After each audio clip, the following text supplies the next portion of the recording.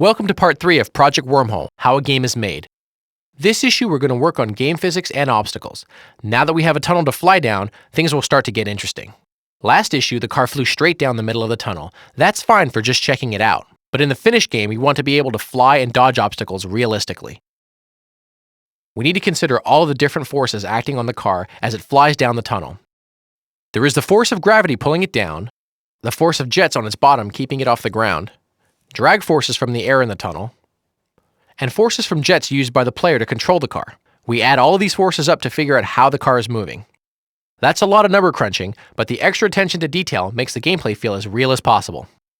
Let's draw obstacles. They're made just like we made the car in part 1.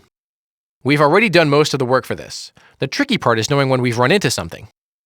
It's too slow to look at every polygon and every object to see if they've collided, so we create an imaginary box around each object just big enough to contain it.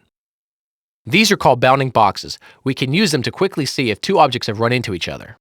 Now that the obstacles are floating in front of us, it's time to blow them apart. We'll make a basic weapon as a placeholder. A laser cannon that shoots bolts of energy in a straight line. More weapons will be added later.